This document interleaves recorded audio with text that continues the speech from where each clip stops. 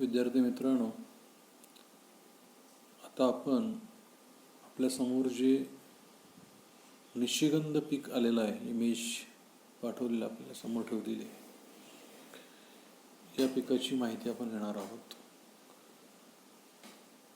हे जे फुल पीक आहे याला अनेक नावं आहेत.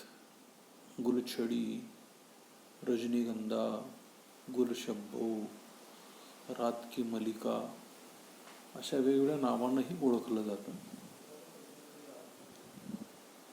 त्या फुलाचा देखणेपणा, माधुर्य, सुवास, वैभव हे इतर फुलापेक्षा वेगळं आहे. सूर्यास्तानंतर ही जी उमलण्याची पद्धत आसमंत मोहरून सोडतं. आपल्या राज्यामध्ये 17व्या शतकापासून याची लागवड केली दिसून येते. तर आता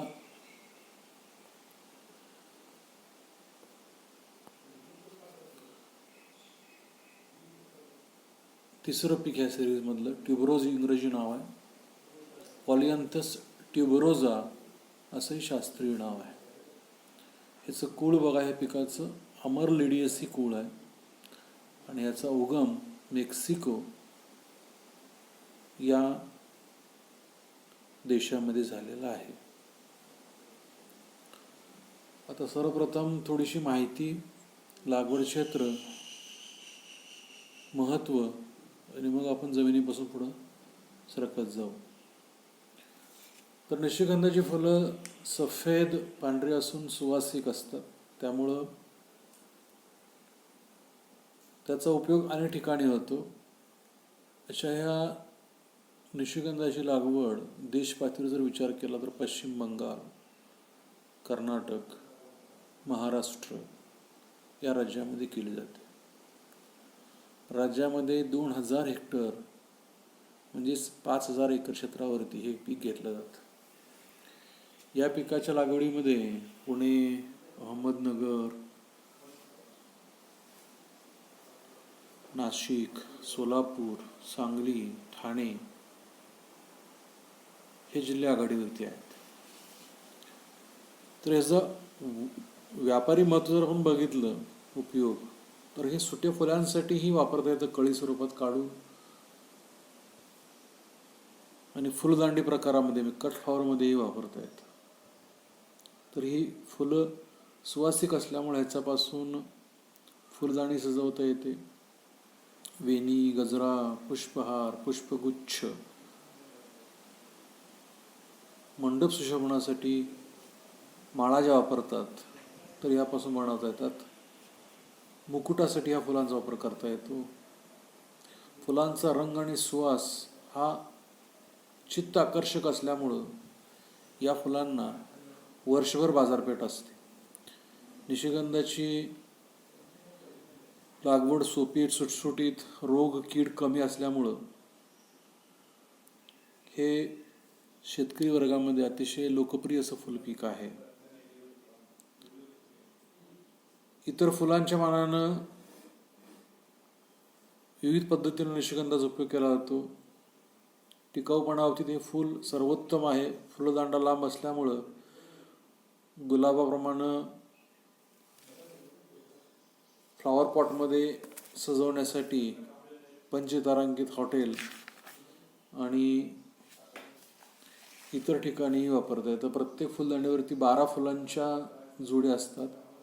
घरामध्येही आठवडाभर सुवासिक वातावरण ठेवायचं असेल तर दररोज फुलदांडीचा टोकाकडचा थोडासा भाग कापून आपण पाण्यामध्ये बुडवून ठेवला आणि दररोज उमलत जाणारी फुलं काढून टाकली तरी 8 दिवस ही फुलदांडी सुवासिक वातावरण निर्माण करून देऊ शकते. याबरोबर निशिगंधाच्या फुलांपासून सुगंधी द्रव्ये तयार करता येतात.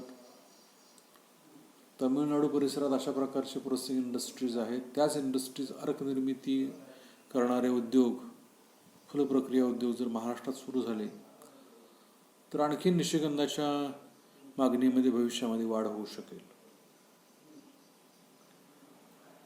अशी सुरुवातीची असणारी पार्श्वभूमी. त्यानंतर आपली जी काही नेहमीची पद्धत आहे अभ्यास करत असताना पिकाचा, जमीन, तर या पिकासाठी उत्तम निचऱ्याची हलकी ते मध्यम प्रकारे जमीन असावी. सामू हा सौम्य आम्लधर्मी असावा, 6.5 ते 8 आहे. चुनखड नसावी. भरपूर सेंद्रिय खत मिसळणं गरजेचं आहे. हिरवळीचं खत आधी आपण घालायला पाहिजे. आणि निचरा करणाऱ्या जमिनीमध्ये सर्वसाधारणपणे 3 ते 4 वर्षापर्यंत हे पीक राहत असतं. या पद्धतीनं नियोजन आपण करू शकतो. 4 वर्षे आपण ह्याचं उत्पादन घेऊ शकतो. अशी ही जमीन. ह्याच्यामध्ये दुहेरी भूमिका जमिनीचे कंद सुद्धा जमिनीवर चांगले पोचतात. त्याच्यापासून सुद्धा उत्पन्न मिळतं. किंवा कंद चांगला राहिला तरच वरील फुलाचं उत्पादन चांगलं मिळतं. अन्यथा समस्या येतात आणि नुकसान दुहेरी होतं. फायदा जसा दुहेरी तसं नुकसानही दुहेरी आहे. फुलाचं उत्पादन आणि कंद हे दोन उत्पादन घेत असताना कंद चांगला राहणं गरजेचं आहे. कंद चांगला राहिला तरच ही उत्पादनं चांगली मिळतात. त्यामुळे निचरा करण्याचा गुणधर्म आणि जमिनीमधील कंदाची स्थिती कशी आहे हे बारकाईनं पाहणं गरजेचं आहे. तर हवामान बऱ्याच प्रकारे हवामानात जरी येत असलं तरीही उष्ण दमट हवामान याला विशेष मानवतं. ज्या ठिकाणी बारमाही पाण्याची सोय आहे, व्यवस्था आहे, इरिगेटेड लँड आहे, अशा ठिकाणी आपण हे पीक वर्षभर घेऊ शकतो. आता प्रकार आणि जाती, तर याच्यामध्ये सिंगल, डबल, सेमी डबल आणि व्हेरिगेटेड असे 4 प्रकार आहेत. तर सिंगल म्हणजे काय? 5 पाकळ्या एका रिंगमध्ये, एका सर्कलमध्ये असतात, एका वर्तुळावर बसवलेल्या असतात. या प्रकारची फुलं हार, वेणी, गजरा, माळा करण्यासाठी उपयुक्त आहेत. फुलाचा दांडा फारसा जाड नसतोय. याच्यामधली मेक्सिकन ही जात विशेष प्रसिद्ध आहे. ह्याच्याशिवाय Kolkata single, Coimbatore single, Bangalore single अशा काही जाती आहेत. त्यानंतर डबल म्हणजे दुहेरी. याच्यामध्ये एका वर्तुळाकार रचनेत 10 पेक्षा जास्त पाकळ्या असतात आणि 3 ते 4 फेरे असतात त्याची. एका वर्तुळाकार रचनेत म्हणण्यापेक्षा 3 ते 4 फेरे असतात. फुलदांडी जाडसर मजबूत असते आणि फ्लॉवर पॉट ठेवण्यासाठी ही व्हरायटी खूप चांगली आहे. निर्यातीसाठी सुद्धा याचा वापर आपल्याला करता येईल. त्यानंतर सेमी डबल, तर याच्यामध्ये पाकळ्यांची संख्या 5 ते 10च्या दरम्यान असते. फुलं उमलत असताना कळीच्या टोकाला गुलाबी छटा येते आणि कळी उमलल्यानंतर पांढरी शुभ्र अशी फुलं असतात. देठ कठीण असतो गुच्छ तयार करण्यासाठी आणि फुलदाणीमध्ये मांडणी करण्यासाठी योग्य आहे. 4था प्रकार तो व्हेरिगेटेड. तर या प्रकारातील निशिगंधाची पानं आकर्षक असतात. म्हणजे इतर प्रकार जे पहिले 3 म्हणजे याच्यामध्ये पांढरी फुलं आणि हिरवट किंवा गर्द हिरव्या रंगाची पानं, ह्याच्यामध्ये पांढरी फुलं आहेत मात्र पानं हिरवी आणि त्याच्या कडा पिवळ्या अशी दुहेरी रंग मिश्रण असणारी स्थिती आपल्याला दिसते. हे आकर्षक असल्यामुळं बंगल्याच्या भोवताली, रस्त्याच्या कडेनी, कुंड्यांमध्ये लागवडीसाठी हा प्रकार जास्त प्रसिद्ध आहे. आता सुधारित जाती आपल्या स्क्रीनवर दिलेल्या आहेत बघा. याच्यामध्ये श्रीनगर आहे की जी IIHR बेंगलोरने विकसित केली. सिंगल प्रकारची आहे आणि नेहमी जातीपेक्षा 40% उत्पादन जास्त मिळतं. म्हणजे नेहमी जात 100 किलो तर ही 140 किलो देते. त्यानंतर सुवासिनी ही जातसुद्धा IIHR बेंगलोर या संस्थेने विकसित केली. पांढरी शुभ्र फुले आणि लांब फुलदांडा. नेहमीच्या डबल जातीपेक्षा 25% उत्पादन अधिक आहे. कटमाळसाठी उत्कृष्ट आहे. फुले रजनी ही राहुल विद्यापीठाने विकसित केली जात आहे. डबल प्रकारची फुलदांडी 2.5 फूट लांब असते आणि फुलदांडीवरती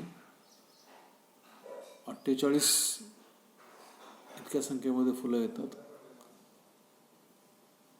याचं हेक्टरी 8 टन उत्पादन आणि सुटी फुलं 7.5 टन वजनाची आपल्याला मिळतात. रजत रेखा ही जात राष्ट्रीय वनस्पती संशोधन संस्था लखनौ या ठिकाणी तयार केली. ही सिंगल प्रकारची.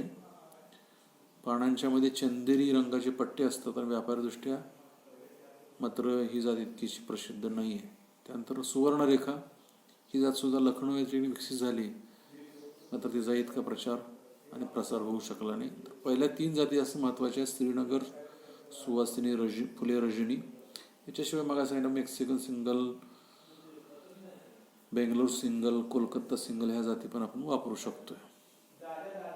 त्यानंतर आता पुढचा मुद्दा आहे तो लागवडीचा आहे. तर सरसोण्याची लागवड कंदाद्वारे करतात. गाळ्या शब्दाला विचारलं तर आपल्याला सांगता येईल. तर ऑन अँड ॲव्हरेज 10 ग्रॅम वजनाचे कंद वापरायचे. 20 ग्रॅमचे वापरले तर फुलं लवकर येतील. 30 वापरले यापेक्षा पुढं फुलं लवकर येतील, उत्पादन लवकर सुरू होईल. मग एवढं व्यवहारदृष्ट्या एवढ्या वजनाचे कंद आपल्याला मिळणं थोडंसं अडचणीचं आहे, अवघड आहे. म्हणून या ठिकाणचा स्वरमध्ये साधलेला आहे की सर्वसाधारण 15 ग्रॅम वजनाचे कंद वापरावेत. लहान वापरला तर मात्र उत्पादनाला वेळ लागेल. आणि हे जे काही लागवड करायचे, सपाट वाफे तयार करायचे, पूर्व मशागत करून घेऊन प्रति हेक्टरी 40 टन शेणखत घालायचं आहे. सपाट वाफे करून 2 ओळीतलं अंतर 30 सेंटीमीटर आणि एका ओळीतल्या 2 कंदाचं अंतर 20 सेंटीमीटर ठेवून 5 ते 7 सेंटीमीटर खोलीवरती बीज प्रक्रिया केलेले कंद वापरायचे. त्यासाठी हेक्टरी 1,66,000 ते 2,11,000 कंद आपल्याला लागत असतात. त्यामुळे कंदावरचा खर्च मोठा आहे. कंद चांगली रुजन उगवून होण्यासाठी GA 200 ppm द्रावणात बुडवून ठेवायचे, वाळवायचे. नंतर 22 टीनच्या म्हणजे बुरशीनाशकाच्या द्रावणात 0.1 तीव्रतेच्या या जलद्रावणामध्ये प्रक्रिया करून मग याची रुजन करायची आहे. आता खतमात्रा जर अभ्यासली आपण तर 40 टन शेणखताचा उल्लेख केल्याप्रमाणे जमीन तयार करताना द्यायचं आहे. त्याच्यावरती उत्पादन अवलंबून आहे. याच्याशिवाय रासायनिक खतामध्ये 250 किलो नत्र, 300 किलो स्फुरद आणि 300 किलो पालाश प्रति हेक्टरी द्यायचा आहे. त्यातलं नत्र 4 हप्त्यामध्ये द्यावा आणि पालाश 2 हप्त्यामध्ये द्यावा. अशा पद्धतीनं खताची गरज पूर्ण होईल. पाण्याचा जर विचार केला तर पाणी पावसाळ्यामध्ये 10 दिवस, हिवाळ्यामध्ये 8 दिवस, उन्हाळ्यामध्ये 5 दिवस अंतराने द्यायचं आहे. फुलकळी, फुलांचा विकास होत असताना पाणी कमी पडणार नाही याची काळजी घ्यायची. आंतरमशागतीचा जर विचार केला तर याच्यामध्ये गरजेप्रमाणे खुरपण्या करायच्या की ज्यामुळे जमीन स्वच्छ, भुसभुशीत, तणविरहित राहू शकेल, तणांचा बंदोबस्त होऊ शकेल. मात्र हे करत असताना कंदांना इजा पोचणार नाही याची काळजी आपण घ्यायची आहे. आणि गरज पडली मग तणनाशक सुद्धा वापरावं हरकत नाही. त्यानंतर फुलांची काढणी उत्पादन बघितलं तर सरसकट लागण केल्यापासून 80 दिवसानंतर फुलदांडी येतात. त्यानंतर मग फुलं सुरू होतात येण्यासाठी. तळाकडचं एक फुल उमललं तर फुलदांडी काढण्यासाठी तयार असं ओळखून काढणी करतात. त्यानंतर 100 सेंटीमीटर लांबीचे वेगळे, 80चे वेगळे, 60चे वेगळे अशा पद्धतीची प्रतवारी करतात. जसं गुलाबात आपण बघितलं तिथे थोडी वेगळी आहे प्रतवारीची लांबी, फुलदांडीची लांबी तर थोडी वेगळी. क्रायटेरिया पद्धत मात्र थोडा जरी बदल असला तर लांबीवरून प्रतवारी करतात ही तरी लक्षात हरकत नाही. अशा पद्धतीनं प्रति हेक्टर आपल्याला 8 लाख फुलदांडी पहिल्या वर्षी मिळतात, दुसऱ्या वर्षी दुप्पट, तिसऱ्या वर्षी तिप्पट मिळतात. आणि कळ्यांचं वजन 8 लाख फुलदांडे किंवा 7 टन वजनाच्या कळ्या आपल्याला विक्रीसाठी मिळतात. खोडवा पिकाचा विचार जर केला तर पहिल्या पिकाची काढणी झाल्यानंतर एप्रिलमध्ये पाणी बंद करायचं आहे 6 ते 8 आठवडे. आणि त्यानंतर खांदणी करून खत पाणी व्यवस्था करून खोडवा पीक आपण घेऊ शकतो. आता सांगितल्याबद्दल खोड्याचं उत्पन्न दुप्पट मिळतं. त्यानंतर कंद काढणी आणि साठवण तर 3 वर्षानंतर मशागत करून कंदांची काढणी करायच्या. इजा न होता कोरड्या ठिकाणी ह्या कंदांना साठवायचा आहे. फुलदांडी विक्री करण्यापूर्वी आपण त्याला 2°C तापमानाला थंड करू शकतो, प्रीकूल करू शकतो. आणि तशाच अवस्थेमध्ये CAB बॉक्समध्ये 6 ते 12 फुलदांडींच्या जुड्या करून त्याची विक्री करू शकतो. अधिक काळ साठवायचा असेल तर 2 अंश सेल्सिअस तापमान आणि 95% आर्द्रता अशा चेंबरमध्ये, अशा शीत कक्षामध्ये याला साठवणं गरजेचं आहे. आता उत्पादन ऑलरेडी सांगितलेलं आहे, 7 ते 8 टन फुलदांडी आणि 7 ते 8 लाख फुले आणि 7.5 टन यातलं कुठलं तरी एक फुलकळी एवढं उत्पादन मिळतं आपल्याला. दुप्पट आणि तिप्पट अशी ही वाढ पुढे पुढे होत राहते.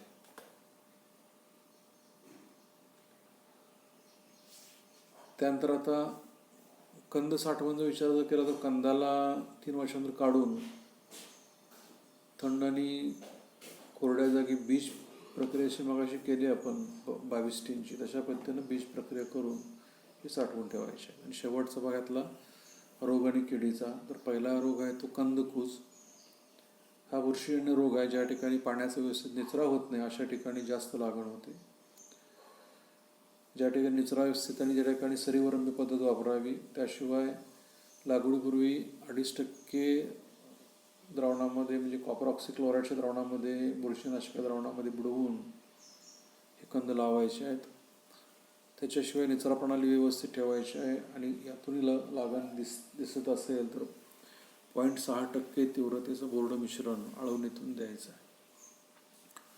त्यानंतर दुसरा रोग आहे तो खोडकूज आणि मर रोग.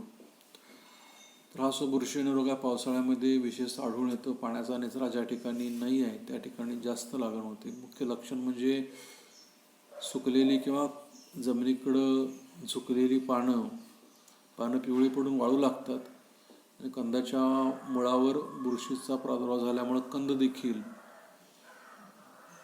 त्या ठिकाणी खराब होतो. ह्यावरचा उपाय म्हणून वाळलेली पानं काढून टाकायची आहेत. जमिनीला स्पर्श करणारी जून पानं काढून टाकायची आहेत. प्रादुर्भाव झालेली झाडं कंदासहित काढून टाकायचे आहेत. त्याच्याशिवाय जमिनीवर किंवा वाफ्यावर 22 टीन 0.2% कॉपर ऑक्सिक्लोराईड 0.25% किंवा बोर्डो मिश्रण 5-5-50 हे आळवणीतून द्यायचं आहे. 2.5 यंत्रांनी आलटून पालटून हे 4 ते 5 वेळा द्यायचं आहे. त्यानंतर फुलकरपा किंवा फ्लावर ब्लाईट असं म्हटलं आहे, तर याच्यामध्ये गडद तपकी रंगाचे ठिपके दिसतात. नंतर फुलकळी वाळते. सुरुवातीला पानावरती असणारे ठिपके, फुलावरती असणारे ठिपके, नंतर फुलकळी वाळून जाते. हाच रोग फुलदांडीवरती, पानावरती पसरत जातो. आर्द्र वातावरण ह्याला खूप मानवतं. पानं पिवळी पडून मरून जातात, झाडाची वाढ खुंटते. त्यामुळे याच्यावरचा उपाय म्हणून हरितगृहात जर आपण व्यवस्थापन करणार, आर्द्रता कमी करायची आणि उपाय म्हणून 22 टीन 0.1% म्हणजे 1 ग्राम 1 लिटर पाण्यामध्ये टाकून हे 3 ते 4 वेळा आलटून पालटून फवारून द्यावयाचं आहे. किडीमध्ये 2 किडींचा उल्लेख आहे. फुलकिडी म्हणजे थ्रिप्स, तर रस शोषणारे सर्वात नुकसानकारक कीड आहे. कोवळी पानं, फुलकळी यातून रस शोषून घेते. ज्या ठिकाणी खरवडलेला आहे त्या ठिकाणचा भाग तपकिरी पडतो. प्रमाण जर वाढलं तर झाडं वाळतात, झाडाची वाढ मोठ्या प्रमाणात खुंटते. त्यावरचा उपाय म्हणून मोनोक्रोटोफॉस हे जे काही कीटकनाशक आहे 0.15% वरती फवारून द्यायचं आहे. त्यानंतर बड म्हणजे कळेने बोरर म्हणजे छिद्र पडून आत घुसणारा. तर ही जी कीड आहे याच्या आळ्या अंडीतून बाहेर पडून फुलकळी पोखरून नुकसान करतात. ह्यासाठी एंडोसल्फॉन किंवा मिथिल पॅराथिऑन हे जे काही औषध आहे हे 0.1% तीव्रतेमध्ये 8 अंतराने फुलदांडी निघण्याच्या पूर्वी 3 ते 4 वेळा फवारून द्यायचे. म्हणजे लागण केल्यापासून सर्वसाधारणपणे 80 दिवसाच्या पूर्वी म्हणजे 1.5 महिन्यानंतर 3 ते 4 हे फवारून द्यायचं आहे. ठीक आहे, या ठिकाणी थांबूयात आपण. धन्यवाद.